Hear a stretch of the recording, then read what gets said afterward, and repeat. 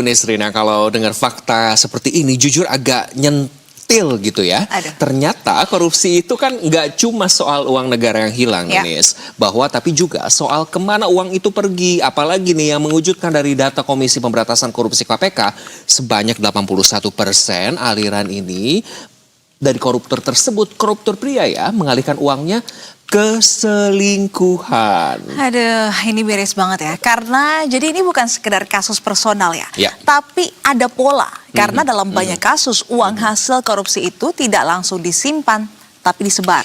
Wah. Disebar ke keluarga, ke yayasan atau badan amal sampai ke hubungan pribadi seperti selingkuhan. Wah. Jangan ya Dek ya. Jangan ya Dek ya, jangan ya Om ya. Betul, dan ini juga masuk ke yang namanya tindak pidana pencucian uang nih Sina. Atau TPPU buat nyamarin asal usul uangnya. Makanya sering banget ya kita lihat nih kasus korupsi itu nggak berdiri sendiri, hampir pasti diikuti dengan TPPU. Iya, tapi yang menarik di sini, kenapa harus selingkuhan? Kenapa Karena kalau kita flashback ya ke beberapa kasus korupsi, kita pasti ingat ada beberapa kasus di mana KPK itu memanggil perempuan untuk menjadi saksi. Betul. Misalnya adalah Lisa Mariana ini masih ingat betul ya, masih jelas betul di ingatan kita. Ini dalam kasus korupsinya Ridwan Kamil, mantan Gubernur Jawa Barat. Betul sekali, dan bukan hanya Lisa, mungkin ada beberapa tokoh-tokoh atau sosok-sosok lain yang dipanggil ya di beberapa terdakwa kasus tindak korupsi. Nah, karena dalam logika pelaku alias laki-laki ini nih, laki-laki itu, selingkuhan itu dianggap aman, Nis, di luar struktur resmi keluarga. Jadi lebih susah dilacak nih. Jadi nggak ketahuan, tidak terendus begitu ya. Dimana juga ada unsur psikologis. Uang haram itu dipakai buat gaya, uang panas untuk yang gerah-gerah gitu ya Nesrina, dan buat menunjukkan kekuasaan atau daya tarik biasanya Nesrina. Iya betul sekali, istilahnya ini bukan cuma korupsi uang negara tetapi juga sekali membeli validasi. Wow. Wah, harus validasi juga tetap ya ternyata ya.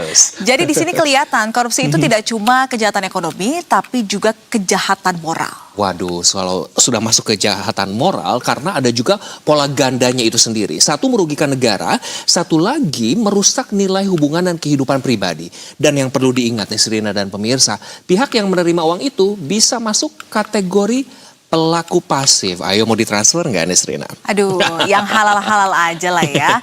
Karena artinya dalam hal ini tidak bisa sekedar bilang gak tahu ya. Iya, karena ada tanggung jawab hukum juga. Jadi jangan sembarangan terima uangnya tapi tidak tahu konsekuensinya. Betul. Jadi kalau dibilang korupsi itu lekat dengan gaya hidup begitu yang mewah, itu benar tuh. Karena terlihat ya, dan dalam banyak kasus juga gaya hidup itu termasuk relasi pribadi yang tidak resmi. Betul sekali. Bahkan dalam beberapa kasus korupsi di KPK terus serta menyita barang bukti berupa barang-barang mewah seperti sepatu mewah, barang-barang branded seperti tas. Jadi memang hasil korupsi itu biasanya dipakai untuk menunjang gaya hidup dan juga mencari validasi. Betul. Nah, ini kemudian menjadi pengingat ya bahwa korupsi itu tidak berhenti di angka kerugian negara, tapi melebar ke banyak aspek juga, termasuk juga terkait dengan relasi sosial. Betul. Nah sebelum itu tadi banyak-banyak merek-merek ya, dari merek huruf H, huruf L dan lain sebagainya.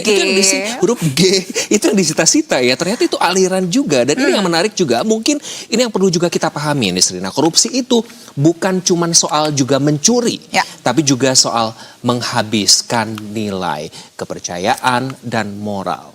Wah, ini semoga bisa menjadi pengetahuan Anda ya pemirsa. Jangan sampai sembarangan terima uang apalagi dari pejabat negara. Gimana? Jadi, sampai jumpa, dipahamkan?